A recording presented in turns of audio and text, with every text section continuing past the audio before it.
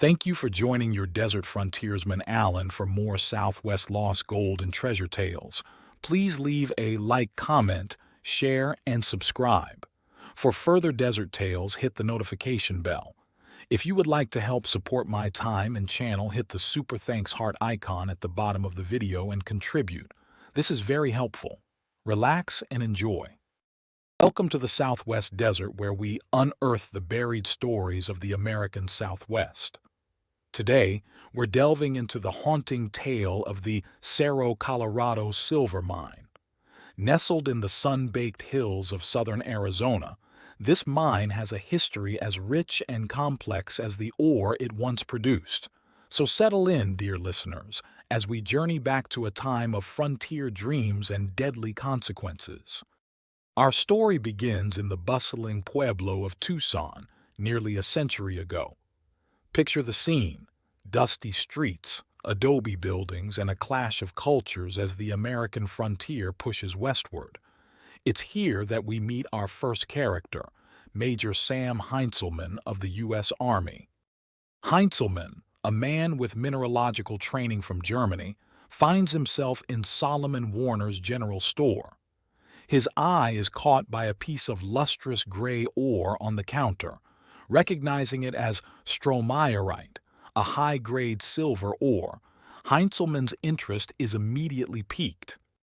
After some clever maneuvering and a fair bit of smooth talking, Heintzelman tracks down the source of the ore, a Sonoran teamster named Whitticon. But Whitticon is wary of the American officer, and it takes considerable negotiation and the promise of $500 in gold to convince him to reveal the location of the silver deposit. The unlikely pair set out at dawn, pushing their mules south along the Santa Cruz Valley. They pass the old mission of San Xavier, a silent witness to the changing times, before reaching the Cerrito Mountains. But here, dear listeners, is where our tale takes its first dramatic turn. Whitticon, perhaps wisely, begins to have second thoughts. He's heard stories of the Yankees and their sharp dealings. How can he be sure he'll actually receive the promised gold? Despite Heintzelman's threats and promises, the Sonoran turns back, leaving the frustrated major empty-handed. But Heintzelman is not a man easily deterred. The next day, he tracks down Whitticon once more. This time, he makes a public commitment in Warner's store to pay the gold upon proof of the lode's existence. With witnesses to the deal, Whitticon agrees to a second attempt. As night falls on their second journey, Whitticon points out their destination, Cerro Colorado, the Red Mountain, its towers gleaming ruby silver in the sunset. Wary of Apache attacks, they push on through the velvet darkness of the desert night, finally making camp in the mesquite groves of Upper Sapori Creek. With the first light of dawn, Whitticon leads Heintzelman to a small red mountain called El Cerro Chiquito. There, hidden among scrub mesquite, they find a crude shaft. As Whitticon clears away the debris, tension mounts. Finally, he unearths what they've been seeking, a chunk of pétanque, almost pure silver. But here, dear listeners, is where our tale takes a dark turn. For Major Heintzelman, it seems, has no intention of honoring his agreement. Upon returning to Tucson, instead of the promised $500 in gold, he presents Whitticon with a single piece of two-back paper money, worth a mere 50 cents. With this act of betrayal, Heintzelman sets in motion a chain of events that would haunt the mine for decades to come. Wasting no time, Heintzelman began working the claim, sinking a 50-foot shaft into the rich ore. But his triumph was short-lived. Just a few months later, in 1856, Thomas and Ignacio Ortiz, the rightful owners of the rancho where the mine was located, discovered the intrusion and promptly ran Heintzelman off their property. Soon after, the Sonora Mining and Exploring Company, headquartered in Tubac, Arizona, purchased both the Cerro Colorado property and the rancho.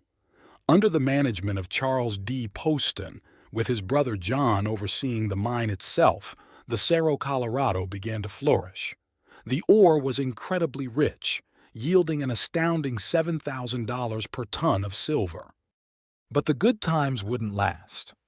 As our story takes another tragic turn, we're reminded of the dangers that miners faced in those days. Sometime after 1860, disaster struck.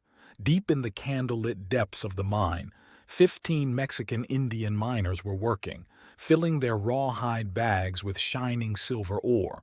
Without warning, the ceiling caved in, burying all 15 men alive. The cave-in was so severe that recovery of the bodies was impossible. To this day, those unfortunate souls remain entombed 70 feet below the Earth's surface. This tragedy marked a turning point for the mine. Many of the surviving miners, believing the mine to be haunted by the ghosts of their fallen comrades, fled back to their homes in Sonora. But the mine's troubles were far from over. As if the cave-in wasn't enough, external forces soon conspired against the mine. The outbreak of the Civil War led to the withdrawal of troops from Arizona Territory. Cochise, the feared Apache chief, saw his opportunity and began a campaign to drive all whites from southern Arizona. With Apache arrows flying and the threat of attack ever present, Charles Poston made the difficult decision to leave Arizona. He left his brother John in charge of the mine and departed with a mining engineer named Raphael Pumpelly. But John Poston's tenure would be marked by violence and betrayal. Days before his brother's departure, John had caught the mine's Sonoran foreman Juanito, attempting to flee south with a hefty load of stolen silver bullion. Frustrated by the constant thefts and desertions, John Poston made a fateful and brutal decision. In a shocking act of cold-blooded murder, Poston shot Juanito out of his saddle. This killing was the final straw. Work at the mine ground to a halt as the remaining miners, fearing for their lives, stole whatever they could carry and slipped away in the night. But they didn't leave empty-handed. They took with them a tantalizing story that would become the stuff of legend. According to the fleeing miners, Juanito had managed to bury $70,000 worth of stolen silver bullion somewhere on the slope between the Cerro Colorado shaft and the Cerro Chiquito to the north. News of the hidden treasure spread like wildfire. A band of Sonoran outlaws, bolstered by former mine employees seeking revenge, raced north to claim the prize. They arrived at the mine shortly after Charles Poston and Pumpelly had fled. In a brutal act of vengeance, they killed John Poston and 2 German workers. With no one left to stop them, the outlaws tore the mine and its surroundings apart in their frenzied search for Juanito's buried treasure. But their efforts were in vain. The silver remained hidden, its location dying with Juanito. To this day, the legend persists. Many believe that $70,000 in silver bullion still lies buried somewhere between the Cerro Colorado and the Cerro Chiquito, waiting for a lucky soul to unearth it. As we near the end of our tale, let's fast forward to the turn of the 20th century. Enter Charles E. Udall, a man who would become intimately connected with the mine's later history. Udall, intrigued by the mine's potential, formed a company in 1900. Among his investors was none other than the famous Diamond Jim Brady. Under Udall's leadership, Mexican Indian miners once again descended into the mine's depths, braving its dark reputation in search of riches. Udall built new structures on the foundations of the old, including a commissary, an office, and an $8,000 residence. But even as he sought to breathe new life into the mine, the shadows of its past lingered. Behind Udall's new buildings lay the old Campo Santo, a small cemetery where 18 souls who had died at the mine since Heinzelman's time found their final rest. Among them, in a touch of dark whimsy, lay Udall's beloved parrot, buried in an $800 shroud of Chinese brocade. And so we come to the end of our story, but not to the end of the Cerro Colorado's mysteries.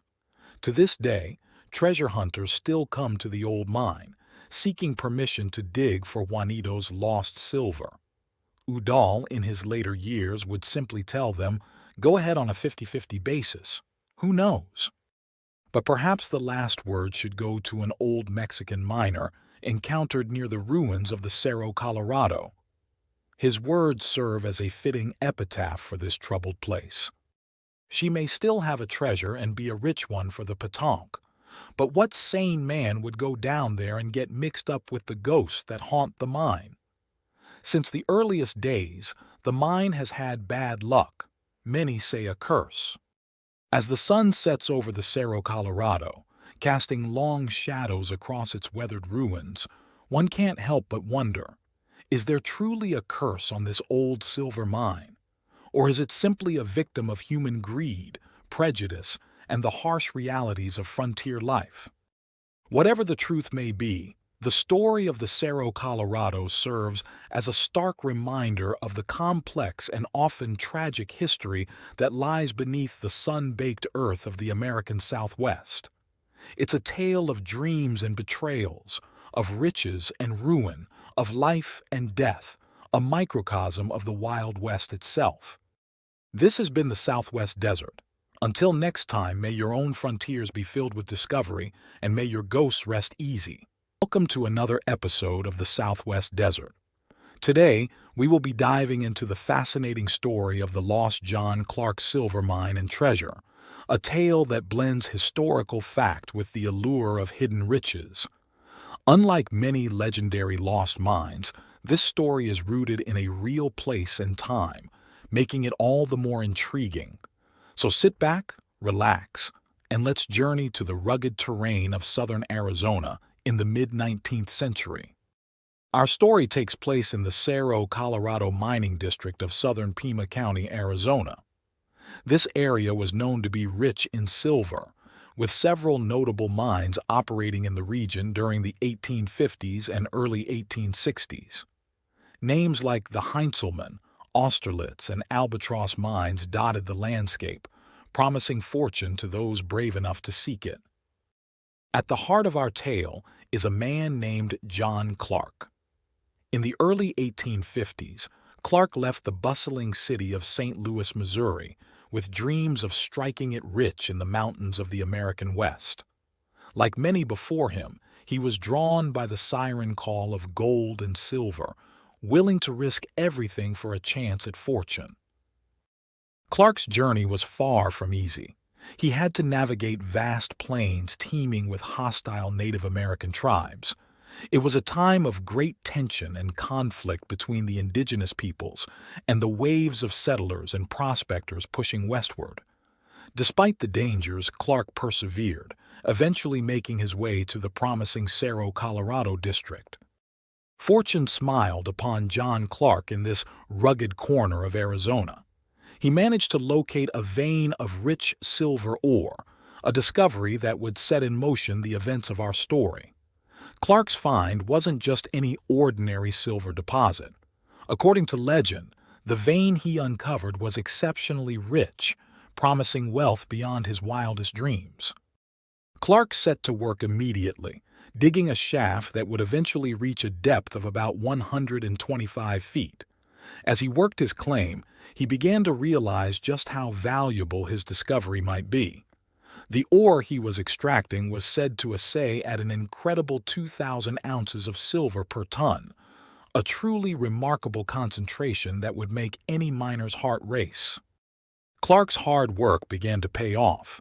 He carefully packed his precious ore into strong leather bags, preparing for the long and dangerous journey to market. Opportunity came in the form of a caravan from the nearby Heinzelman mine, heading east. Clark seized the chance, joining his shipment of 40 tons of ore to the larger convoy bound for St. Louis. The risk paid off handsomely. When the silver reached its destination and was processed, Clark netted an impressive $80,000 for his shipment. Keep in mind, this was at a time when silver was worth about $1 per ounce. In today's terms, accounting for inflation and the increased value of silver, this would be worth millions. Clark's gamble had paid off, and it seemed his future was secured. However, the promise of continued wealth was about to be threatened by forces beyond Clark's control. The year was 1861, and tensions were rising across the United States. The Civil War was looming, and its effects would soon be felt even in this remote corner of the Arizona Territory. As the conflict erupted back east, the United States government made the decision to withdraw its troops from Arizona. These soldiers had been providing crucial protection for the miners, ranchers, and settlers in the area. Their departure left a dangerous vacuum, one that would soon be filled by violence. With the soldiers gone, Apache warriors, led by the famous chief Cochise and others, saw an opportunity to reclaim their ancestral lands. They launched a series of devastating raids on the small mines and ranches that had sprung up across the territory. The relative peace that had allowed mining operations to flourish was shattered. The toll of these raids was horrific. Miners, freighters, and ranchers were ambushed and killed. Here are several specific incidents that illustrate the danger. At the old Albatross mine, about 5 miles south of Kumaro Wash, the two original locators were killed in their small cabin near the mine entrance. Their twin graves can still be seen on the high bank of the arroyo just north of the old tunnel. The Canoa and Sapori ranches on the Santa Cruz River were frequent targets. During one attack on Sapori, an American woman gave birth to a baby girl. Tragically, the mother was murdered on a high point of rocks where she had fled for safety. The baby was later rescued and grew up in Tucson. Perhaps most shocking was an incident at the Heinzelman mine. Two Mexican bandits disguised as miners secured work at the mine.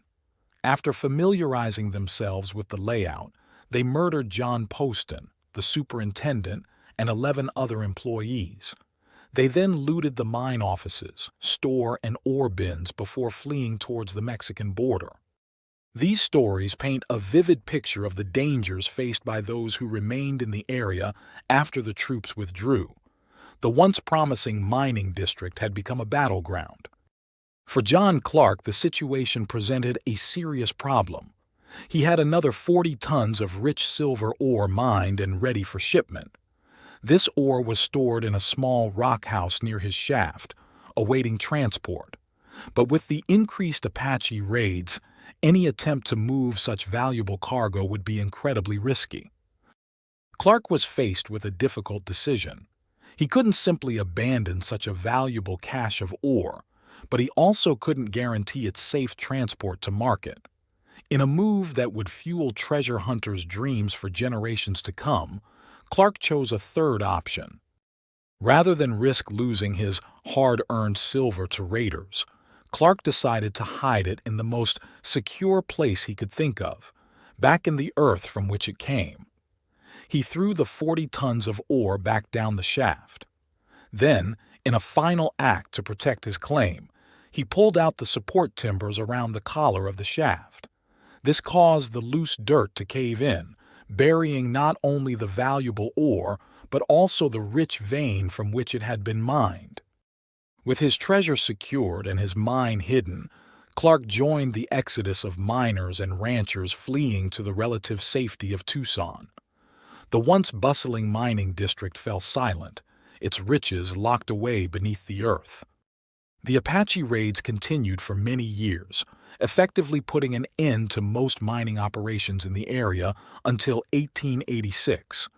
It was then that joint operations by the American and Mexican governments finally managed to subdue the Apache warriors and relocate them to reservations. But by this time, much had changed. John Clark had died in the East, never returning to reclaim his hidden wealth. The price of silver had dropped dramatically due to demonetization, making many of the old mines economically unviable. As a result, with few exceptions, the mines of the Cerro Colorado district lay idle.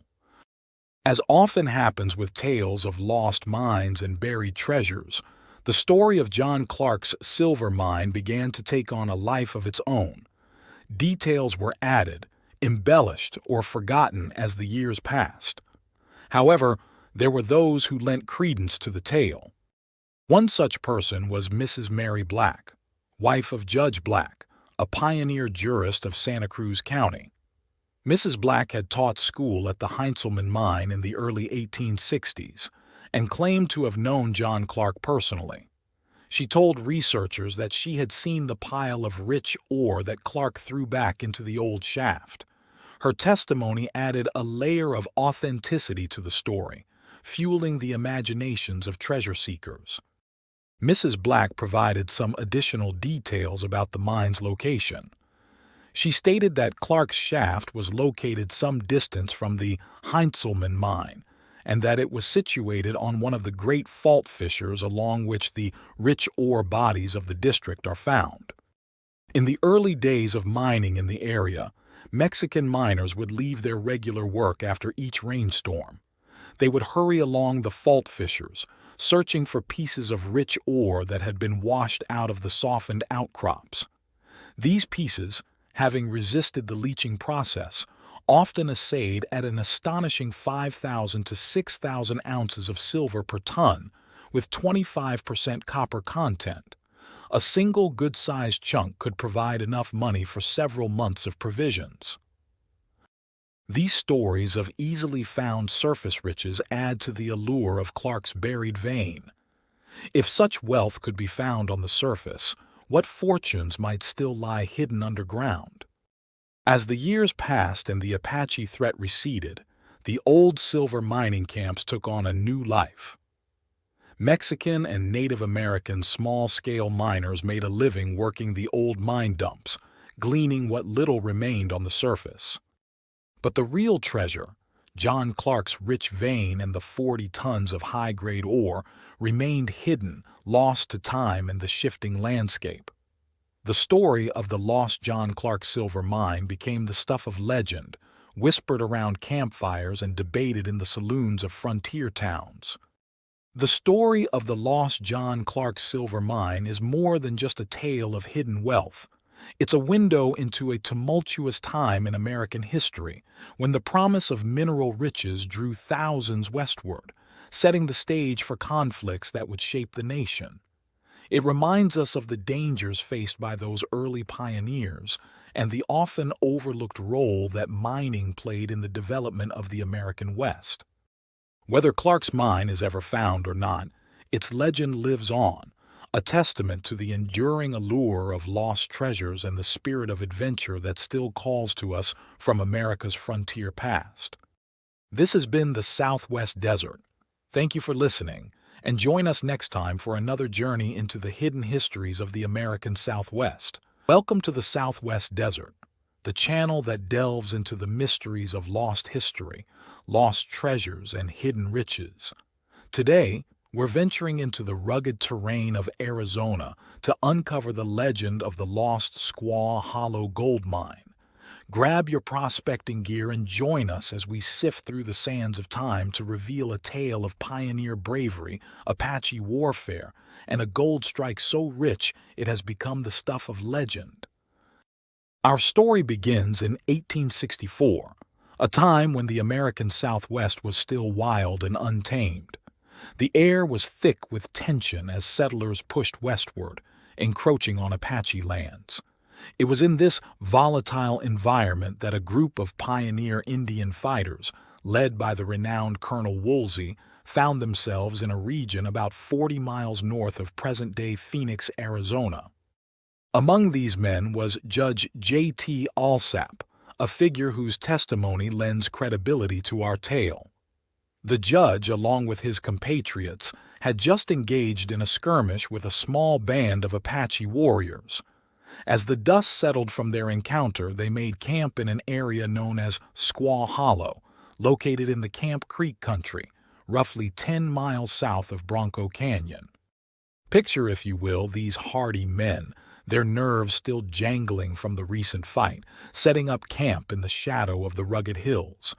But for some of these pioneers, the thrill of battle was quickly replaced by the lure of gold. While most of the group rested, a few intrepid souls decided to try their luck prospecting in the nearby hills. Now, dear listeners, imagine the scene when these amateur prospectors returned to camp just a few hours later. Their eyes were wide with excitement, and in their hands they carried a prize that would set any gold seeker's heart racing, a hat brimming with gold ore. But this wasn't just any gold ore. According to Judge Alsap, it was the richest he had ever laid eyes on. In an instant, the mood in the camp must have shifted. Gone were the thoughts of Apache attacks and the hardships of frontier life. Instead, visions of wealth and the promise of a better future surely danced in their minds. But as we'll soon learn, fate had other plans for our pioneering prospectors. Just as the group was reveling in their newfound fortune, the harsh reality of their situation came crashing back. The Apache warriors they had encountered earlier returned, and this time they weren't alone. They had brought reinforcements, and suddenly Colonel Woolsey and his men found themselves vastly outnumbered. In the face of this overwhelming force, the pioneers had no choice but to beat a hasty retreat. In their rush to escape, they left behind no markers, no clues to guide them back to their incredible discovery. The golden treasure they had held in their hands just moments before was now lost to the wilderness. As the years passed, the men who had been present at that fateful discovery became separated. The brutal Apache wars continued to rage across the territory, making any return to Squa Hollow a perilous proposition. But the memory of that rich gold ore lingered in their minds, a tantalizing secret they all hoped to one day reclaim. You see, each of these men had harbored the dream of returning to stake their legal claim on the gold ledge. This shared ambition had kept them from spreading word of their discovery. Little did they know that their silence would turn their secret into one of the Southwest's most enduring lost treasure tales. Fast forward many years. The Apache Wars had finally come to an end, and the Southwest was entering a new era of relative peace. It was during this time that Judge Alsap, older but still driven by the memory of that gold-filled hat, decided to return to Squa Hollow. The judge set up his base of operations at Camp Creek, not far from the site of their original discovery. Day after day, he scoured the area, his eyes constantly scanning the ground for any sign of that elusive gold ledge. But as he searched, he made a surprising discovery, or rather, a lack of discovery. There were no mines in the area, no prospect holes, nothing to indicate that any of his former companions had returned to claim their prize. The land remained as wild and untouched as it had been on that fateful day in 1864. This realization must have filled the judge with a mix of hope and frustration. The gold was still out there, waiting to be found, but its exact location remained a mystery. Our tale takes an intriguing turn. Years after Judge Alsap's fruitless search, a new character enters our story, an old Mexican sheep herder.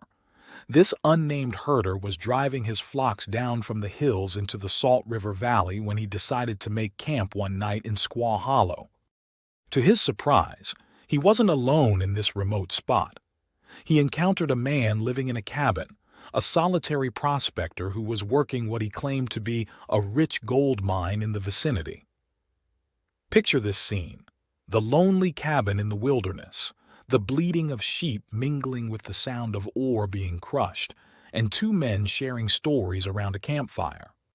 The prospector revealed to the sheep herder that he was extracting gold from his secret mine, crushing the ore in a large iron mortar and panning it in the creek.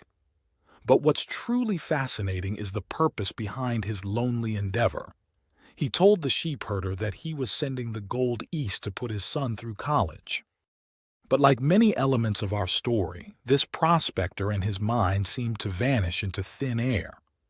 When the sheep herder returned to Squa Hollow in later years, he found no trace of the man or his mining operation. All that remained were the ruins of the cabin and a small pile of tailings nearby, silent testaments to the prospector's former presence. Interestingly, the sheepherder didn't search for the ledge himself. Perhaps he wasn't interested in gold, or maybe he respected the unwritten code of the frontier that a man's claim was his own. Whatever the reason, he simply remembered the rich ore he had seen at the cabin, and later shared the story with a friend who had an interest in mining. As we near the end of our tale, let's consider why this rich gold deposit has managed to elude discovery for so long. The answer lies in the very landscape of Squa Hollow and its surroundings. This is a land thickly overgrown with manzanita brush. This hardy shrub, with its dense twisting branches, can form impenetrable thickets that obscure the ground from view. Unless a quartz outcropping is large enough to stand above this sea of green, it would be incredibly difficult to spot, even for the keenest-eyed prospector. This challenging terrain might explain why the gold ledge discovered by the Indian fighters and possibly rediscovered by the lone prospector has remained hidden all these years. It's entirely possible that countless treasure seekers have walked right past the site, the gold literally hidden beneath their feet. As we come to the present day, the lost Squa Hollow gold ledge remains just that, lost. Its story has become one of the most enduring and tantalizing lost treasure tales of the Southwest.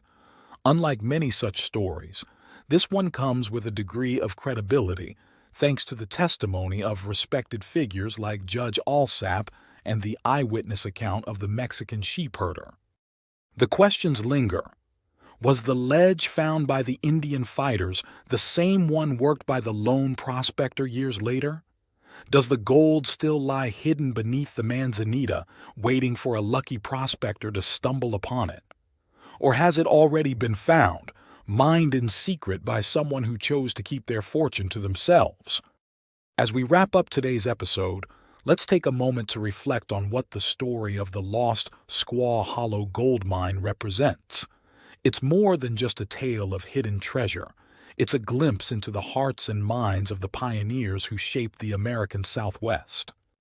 The lost mine of Squa Hollow may or may not still exist, but its legend persists, a testament to the enduring mystery and romance of the Old West. It reminds us that even in our modern world, there are still secrets waiting to be uncovered, fortunes waiting to be made, and adventures waiting to be had. So the next time you find yourself in the rugged country north of Phoenix, take a moment to scan the manzanita-covered hills. Who knows? You might just spot a glint of quartz peeking through the brush, the first clue to solving one of the Southwest's most enduring mysteries. This has been the Southwest Desert. I'm your desert frontiersman, Alan, reminding you that the greatest treasures are often the stories themselves. Until next time, keep exploring, keep dreaming, and who knows? Maybe you'll be the one to write the next chapter in the saga of a lost treasure. Today we're diving into a captivating legend that has persisted for centuries, the lost treasure of Del Bac. This is a story of Jesuit missionaries, Native American tribes, and a silver mine that may hold the key to a fortune. So sit back, relax, and let's journey to the sun-baked lands of southern Arizona.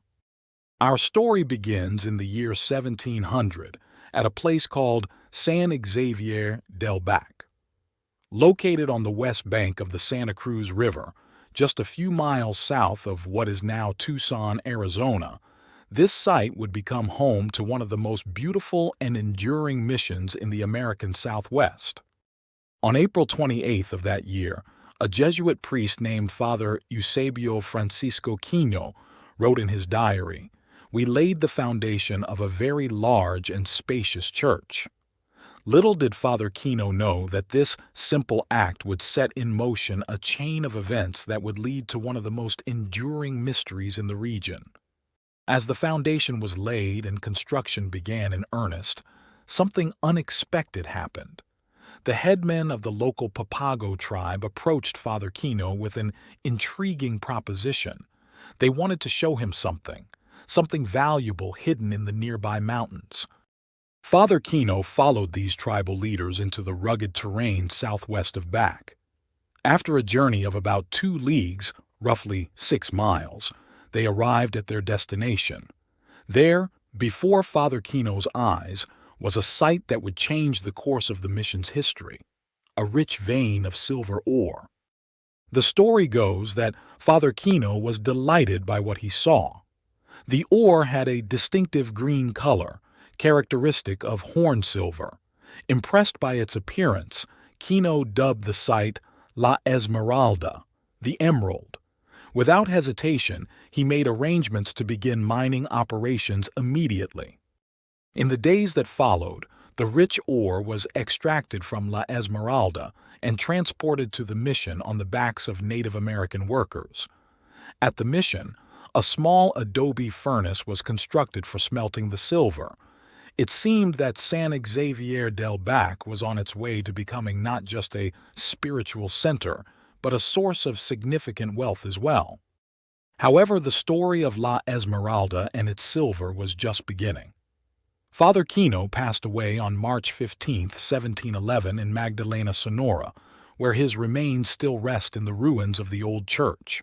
With his death, the missions he had established entered a turbulent period. The years following Kino's death were marked by minor revolts and constant attacks from Apache tribes. Despite these challenges, the mission at San Xavier del Bac continued to prosper.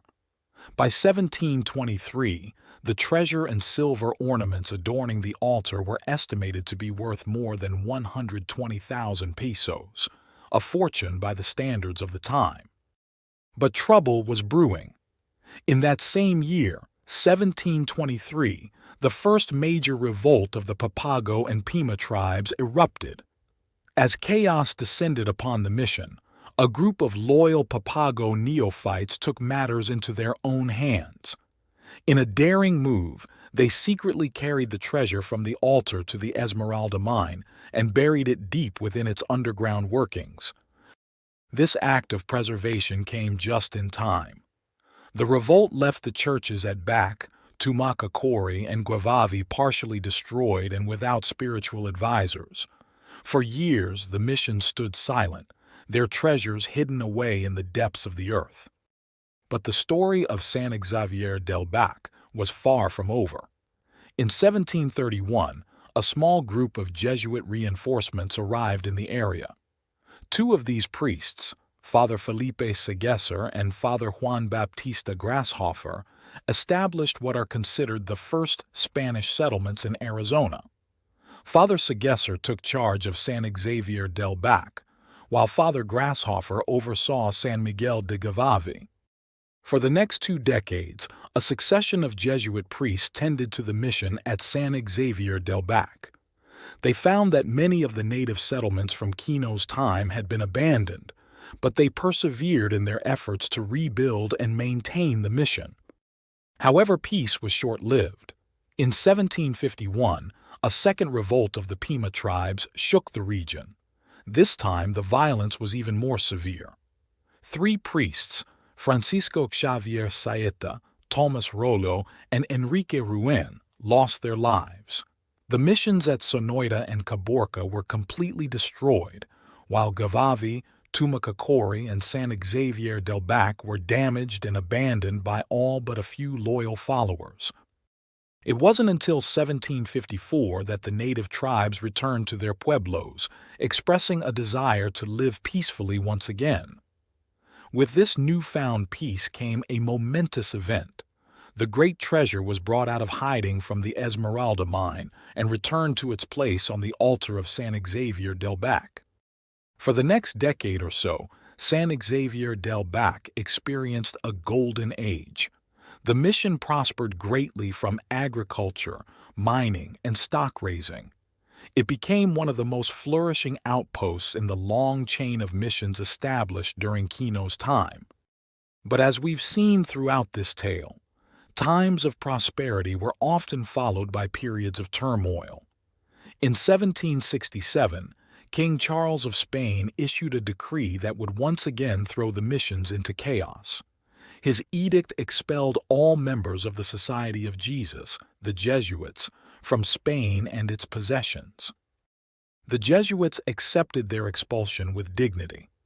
Before departing, they took steps to protect the wealth they had accumulated.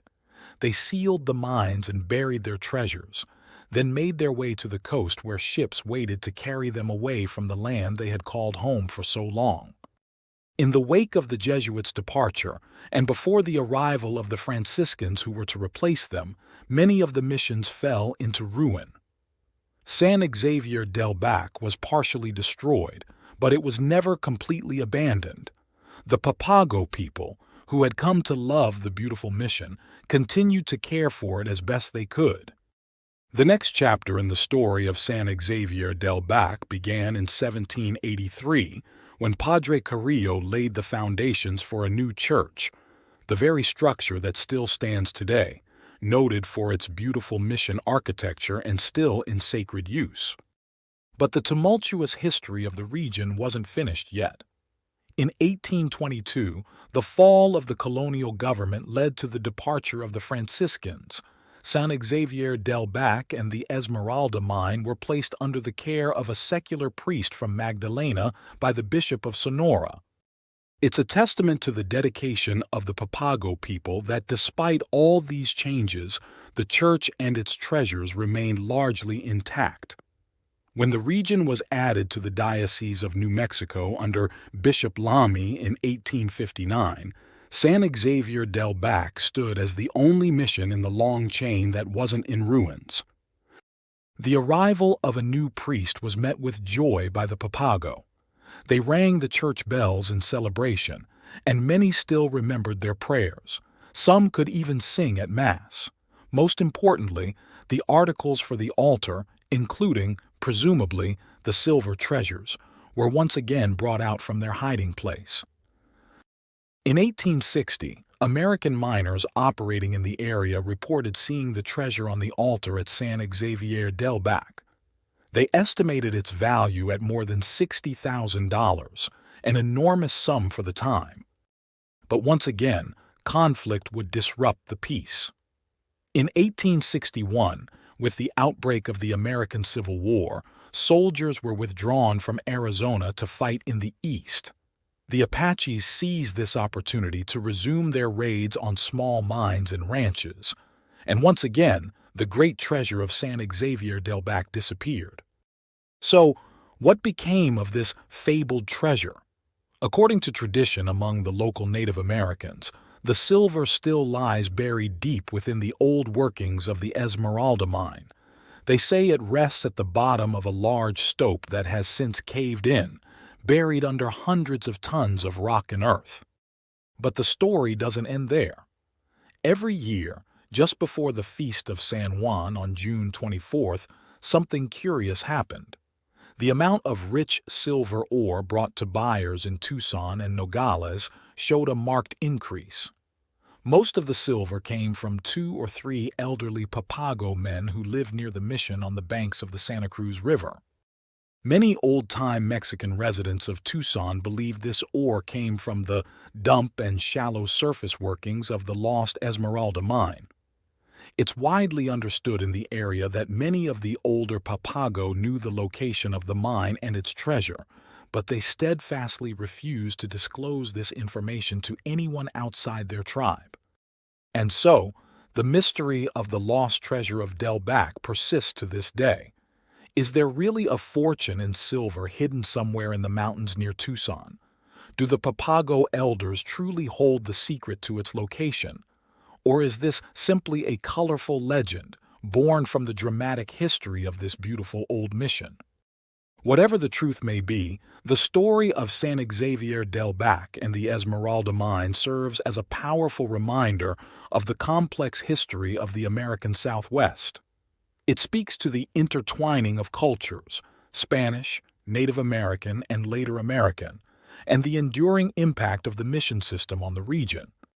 As you walk the grounds of San Xavier del Bac today, gazing up at its beautiful white towers against the azure Arizona sky, it's hard not to wonder about the secrets it might still hold. Perhaps somewhere in the rugged landscape nearby, the lost silver of La Esmeralda still waits to be rediscovered. This has been the Southwest Desert. I'm your host, Alan. thanking you for joining us on this journey into the legends of the Southwest. Remember, sometimes the most fascinating stories are hidden just beneath the surface, waiting for someone curious enough to uncover them. Until next time, keep exploring, and who knows what treasures you might find. I hope you enjoyed these lost Southwest tales. For more videos and playlists on the Southwest, check out my large catalog. Happy trails!